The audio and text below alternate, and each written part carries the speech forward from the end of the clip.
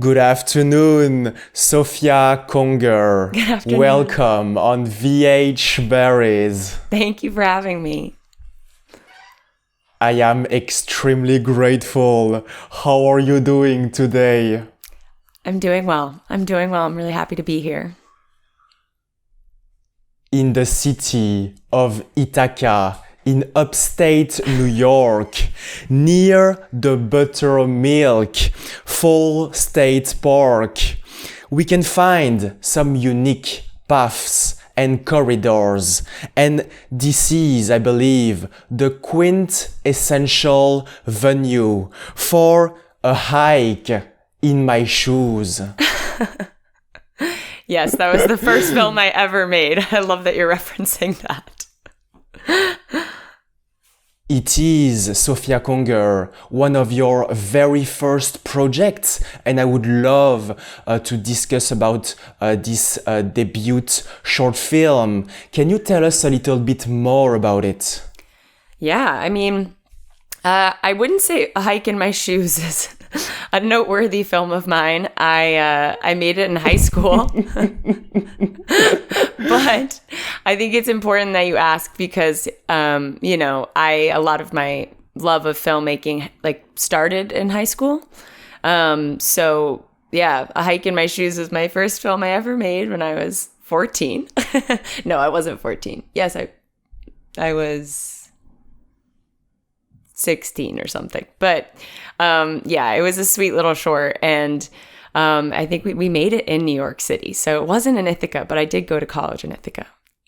It is a very important piece of art that you hold very close to you, Sophia Conger. And before going to any hikes, it is very important to tie your shoes. And this is what I can call a very cold piece of advice, similar to the very cold relationship between Megan and Elizabeth, the two characters of this short film. Yes. To be honest, I think you remember more about this film than I do. This is so funny.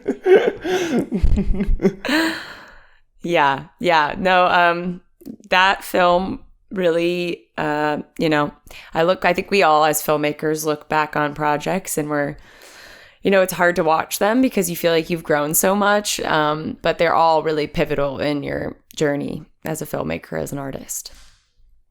This story, and I'm going to make a little recap, tells us a bit about the very difficult relationship between three main characters, Teresa, Megan, and Elizabeth.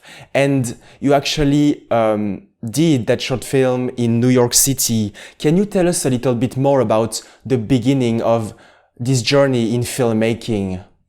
Absolutely, yeah. So I went to high school in Manhattan. I'm from New Jersey originally, so I would commute in every single day. And midway through my high school career, they started a film program, and I was, doing theater, and this felt like a natural progression. And I didn't even think twice. I was like, I think this is where I want to be. I want to be, in the action, around actors, but behind the camera. I prefer to be behind. So, I thought it was, I still to this day think I'm so lucky to have had, that opportunity to explore film, and my filmmaking as early as, 15, 16. And then, from there, after high school and 2 years of this filmmaking program, some high schoolers now at my high school could take it for all 4 years, but it was only introduced halfway through my high school career. After that, I knew I wanted to go to college for film. So I went to Ithaca in upstate New York, and you referenced Ithaca earlier, and all the great hiking, and it's gorgeous, as they say. And then I studied film production there. Absolutely, Sophia Conger. You are now making a lot of films, and at the complete opposite of the dynamic between those two sisters in your short film called A Hike in My Shoes, there is what I can call this symbiosis, for example, with Joey Livingston for your very recent release called 5 Stars. Can you tell us a little bit more about it? Yeah, thanks for asking. This year has been really exciting. I've been able to direct 3 short films, and one of them was written by Joey Livingston. It's called 5 Stars. We're having a little private screening of it. It's syndicated here in Bushwick. But yeah, it's about these 2 customers leave a scathing review on Yelp at a gourmet restaurant and subsequently get 3 employees fired. And so those 3 employees come to seek their revenge. It's a dark comedy. And I'm finding myself doing a lot of dark comedy work these days. But yeah, I'm really excited, and working with Joey has been absolutely awesome. And he's a really talented actor and writer. Joey is a very talented writer, and as the day of today, we are exactly 3 days in after the official release. What's your current state of mind and feedback? I mean, it's interesting, like every film, I've been thinking about this a lot. Like, you can never create a perfect piece of art, and every film is a learning experience. Yeah, you definitely can't.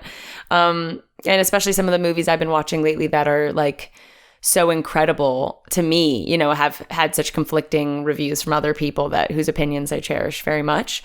So, I think it's overall a fun film. Will it be everyone's cup of tea? I don't know. But it's definitely, you're not going to be bored in the 10 minutes that you're watching 5 Stars. And I would say that about, all the films I've been making. Will they be everyone's cup of tea? I hope so, but you can't think about that as a filmmaker, and I at least hope they're interesting and fun to watch. So I'm really liking dark comedy, for that reason. I like that it's got this spice, this hint of darkness, but it also, doesn't take itself too seriously. And I really like working in comedy. I think I'm realizing that more and more as I direct these films. I work on more projects, work with more people. I dig deeper into my own writing style. I'm realizing that comedy, it's just so fun to work on a set and be laughing. Like, it's just the best feeling ever. And I know you can do that on a drama set, but it's so much more inherent when you're working on, a comedy set. So yeah, I really hope to do it for the rest of my life, unless I change my mind later, but... Absolutely, Sophia Conger, you hope to do more dark comedy for the rest of your life, and you also have a very special relationship with the short film format, because it is impossible to be bored during those 11 minutes. Can you tell us about your affection for that short format in the art? Yeah. I mean, I think it's sort of, I've done what now, like 5 to 6 short films, not including A Hike in My Shoes, but I love that you brought that up. But I don't include that one for some reason. But yeah, the short form is just like the most natural, it's the most natural form to take, especially when you're in early to mid stages of the career of your, career as a filmmaker or a writer. It's a tangible way to get a concept across. Production wise, monetarily, it's you can show off your skills and you can show off your idea without having to make a whole feature film. And I'm constantly, blown away. Or like when I talk to people who don't work in film, or even when I do, I'm just like, whoa, I finessed and fine-tuned 10 minutes or 11 minutes worth of content, and that took me like half a year. So I just am constantly like, I hope to make my first feature soon. And I've been working on a feature film script. I've been in talks about making directing someone else's, which is exciting. But I'm constantly like, wow, that is going to be such a crazy challenge when, I get there. Because it takes me so long just to work on a short film. I mean, I think it takes any filmmaker a long time. Filmmaking is hard, but yeah. Filmmaking is hard, Sophia Conger. It can sometimes be a spike in anyone's shoes. And when you're doing a short film, for example, are you closing the door definitely, or is there a possibility of adapting it later on into a longer form, for example, into a feature film? Yeah, that's a great question. I'm working on a short in 2 weeks. We're going out to Ohio to film it, where a lot of my extended family is from. And yeah, it's a short, it's kind of it is a proof of concept for a feature film. And we're very much hoping that this will be something that, a viewer sees and is like, this, I could see this expanding and becoming a whole universe and like telling the fuller version of the story through, feature film format. So, yeah, I've done a lot of that. Like I worked on a short with my father, actually, who's a playwright and an actor. And, it was for the stage, his play. He wrote a play for the stage at Ensemble Studio Theater around 50th Street or so. And it did well. It was just a short play. And I was like, I think we should make that into a movie. So it was really fun to adapt something for the stage into movie form. But yeah, I have a ton of projects there are some projects I've worked on that I see very much existing, just staying as their short film concept, and they're very slice of life. And I don't necessarily have a fully fleshed out, concept for them. That would involve 60 plus minutes of time. But I do, I have a TV show called Sugar Baby that I've been working on for 4 years now. And we've made 3 proof of concept episodes, which I'm hoping is more than enough to sell the idea. And so it's been a bit on pause since the strike, but yeah, I very much hope to see that expanded and that universe grow in the future. I think it has a lot of potential, but it has a lot of potential, Sophia Conger. And at this very precise moment, you just mentioned your father, who is a screenwriter. Can you tell us a little bit more about your environment, especially growing up in New York City? Because if I understood correctly, you don't ever remember doubting your love for film. Yeah. I mean, I had a really beautiful childhood. I'm super thankful for that. And my parents are a huge part of that. I grew up, my parents were both, they're both from the Midwest, and they moved to New York City to pursue their love of acting. And they met in New York on a rooftop party. And then they moved to New Jersey. And yeah, they've been married for 33 years now. It's true love. But yeah, and then they became voiceover artists. I think that they were a little tired of the constant, some of the drain that acting can bring. A lot of the no's. I mean, every artist gets a lot of the no's, and having to travel and audition. But they found a way to like kind of incorporate their talents through voiceover acting and being able to stay put, And so we had a little studio in our home, and yeah, they did well at that career. And yeah, I grew up with my house. There was always something going on, so much life, so much fun. Yeah, I had a really beautiful childhood, but I think, having my parents as artists, they always inspired. I never once felt like it was going to be a difficult discussion to say, I want to be a filmmaker. I want to pursue film. They were like, go for it. Be an artist. It's the best thing you can possibly do. Why do anything else with your life, actually? So yeah, I'm very grateful to have had supportive parents. I never once was like, this isn't the path I should pursue, which is funny. And I think it's quite a something to treasure, because I think there are a lot of people, and which is totally fine, who don't know what they want to do. I haven't had that experience, but different strokes for different folks. Everyone finds their own way, but filmmaking has always been, it's very clearly what I wanted to do. And I think I attribute a lot of that to my parents, who have been so encouraging.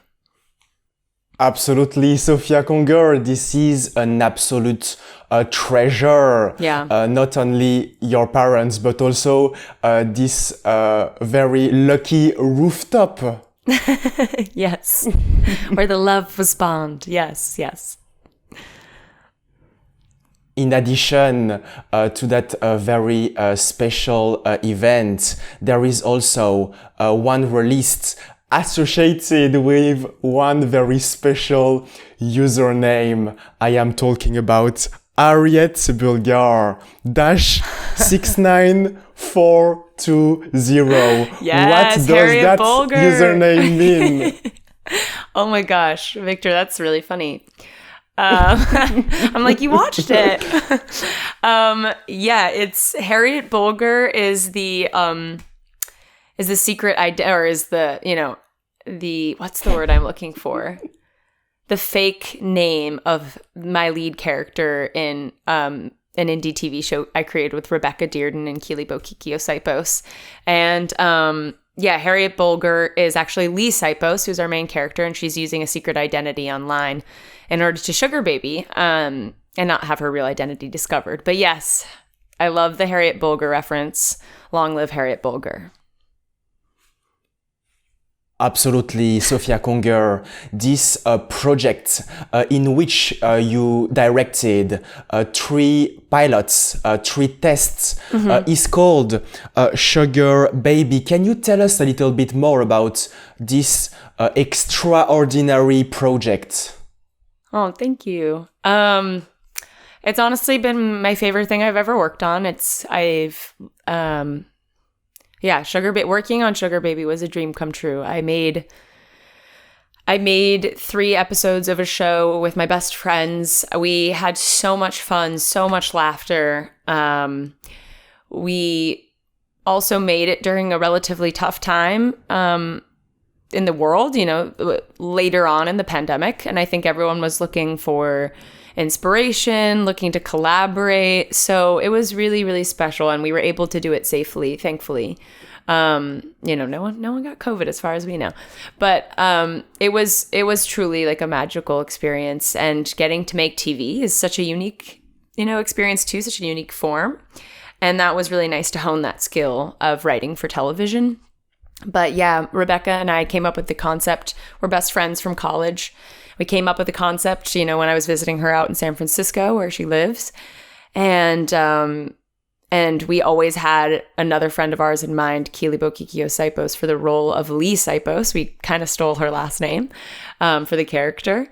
And yeah, Harriet Bulgar is her secret identity. But it's about a young actress in New York City who's trying to make ends meet, and she goes through a series of unfortunate events, and she decides, hey, I got to pick myself up by my bootstraps here. What am I going to do? And she starts to sugar baby because Rebecca and I were seeing that there were a lot of women and trans women, sugar babying, and it wasn't being represented in, mainstream media. And we just thought, what a brilliant concept for a TV show. How interesting, how true to life. It's so rife with comedic and dramatic opportunity. So yeah, it's really been my baby, and my sugar baby is my baby. And I hope it goes somewhere someday. And Sophia Conger, in this new project, you definitely paid a lot of attention into small details on a completely new dimension. We're not talking about the orchid pink and purple flower in a hike in my shoes. I am talking about the small details, such as a t-shirt the t-shirt of the waiter in which we can read Sloppy Joe's skate. Yes. Skates. Yeah. Yes, I actually have I have a few extra Sloppy Joe skate shirts if you want one, Victor. We were selling them as merch. You can get one. They're really beautiful. For those who don't know, it's a t-shirt worn by another lead actor and best friend of mine. And it has a big Sloppy Joe on it, and it looks really disgusting. It says Sloppy Joe skate. And so the two lead actors are working at they're working at a diner, kind of grungy Staten Island diner, and it's called Sloppy Joe Skate. And we were just like, what's the grossest name for a restaurant you can think of? And we were like, something with Sloppy Joe, like where they just sell Sloppy Joes, even though I like a good Sloppy Joe. But yes, Victor, seriously, I'm like, you want a shirt? I would love to have a copy of that iconic shirt. I got you. Sophia Conger, and I will definitely wear it if we speak in the future. Amazing. For the release of Je m'ennuie, which is an upcoming project with a French title. Yes. Because you had a very notable experience in France. I did. The two are mutually exclusive, but I did study in Aix-en-Provence for half a year, so not too long, but I am a Francophile. I love all things French. And yeah, learning, my dad studied at La Sorbonne, and only for a year, but he definitely passed along his love for all things French to me. So studying abroad in the south of France was one of the most incredible experiences of my life. I put that right next to Sugar Baby. I'm saying a lot of, grandiose statements, but I truly mean them. Learning another language is one of the most humbling things that can ever happen to someone, I think. When you have to, you're forced to speak. You have to think about what you want to say in a different language. It's hard. And I think you get a lot of respect for people who aren't native English speakers. Just the food, the atmosphere, the people, I love France. But yes, I am working on a project called Je m'ennuie. And it happens to have a French title because there are Je m'ennuie, for anyone who doesn't know, means I'm bored. It's about sort of the ultra elite and rich in New York City and some virtue signaling that they may do. And we often experience with like ultra liberals as well. And sort of the phoniness of pretending you're doing something to benefit society, but ultimately it's really just benefiting your image. So yeah, it's a twist on that, and it's very surreal and crazy. And one of our characters often says things in French because she wants to sound sophisticated. So at one point she says that she's bored, or she says je m'ennuie, and then the subtitles just says I'm bored. And that we were like, that sums up these people, is that they're bored and they have so much money and status that they're trying to like reinvent themselves and keep things exciting for themselves. So they're faking it. And it's kind of a crazy concept for a short, but it's been really fun to work on. So that's Je m'ennuie. In definitive, Sophia Conger, you are associating the place France, Aix-en-Provence, Paris with the word chic, because if I understood correctly, the setup and the location of Je m'ennuie is set in the chicest party in the chicest city. It's funny. The movie's actually set in an office building. And it's the whole concept is that like the lead actor, her daddy used to own this office building, and now everyone's like, he's either moved, he's bought another company, or he laid off all his employees, so now they have this whole office building to party in. So, and like there's a lot of references to like we are the 99%, even though they clearly aren't, but it's like you know, like I was saying before, the ultra rich trying to act like the 99% of the population, and trying to, you know, to live their lifestyle. So yeah, it's the ultra chic in a office setting. And I think that's actually, like, the concept in itself was really amusing to me. But yeah. But yes, we often do associate French with the ultra chic. So I know you are French Canadian, Victor. So, you know, it's cool. You get the ultra chic, you know, title association. That's cool. I get the association title. And Sophia Conger, you have plenty of very ambitious upcoming projects.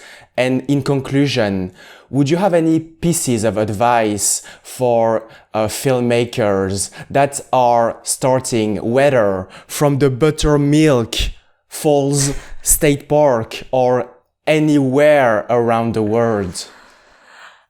Piece of advice. I don't know. I would just say to not be afraid and just to make your stuff, you know, make your work, get your friends involved. I think I'm constantly inspired by the people that want to get involved in a project of mine. I'm always like, why do you want to work on this for practically no money, if any at all? And I've been met with the response a lot of times that just, you know, we like being a part of something creative. We like watching someone do something that they love. And I think that goes for so many other artists. And I've been so lucky to be surrounded by awesome, supportive friends and family. But I do think that, you know, just go ahead and make the dang thing and you'll be so happy you did. And you're going to look back on it, just like to come full circle to Hike in My Shoes. I look back on it and I cringe. But without that experience, you know, I wouldn't be the filmmaker that I am if I didn't take that step and just make it. So yeah, I'm always telling people, like, I think I will say one of my strengths is just doing things. I do them, I complete them, complete that film that you don't think is good enough, because you don't have to necessarily release it, but just complete it so that you said you did it, you know, or sit down and write those song lyrics that you've been wanting to write. I think the hardest part is just getting yourself there. And it's really important just to not place a lot of pressure. You know, if I've learned anything from my screenwriting classes and writing in general, which I think is one of the hardest things, I think just showing up and doing the work and practicing and flexing that muscle of being creative, and not expecting perfection out of everything, out of every project, out of every word you write, and just try to have fun, because that's what we're trying to do at the end of the day, right? Having fun and making your friends involved, exactly like the two people next to you right now who are helping you. Thank you very much, Sophia Conger. Thank you so much, Victor. I really appreciate you having me on. I appreciate it.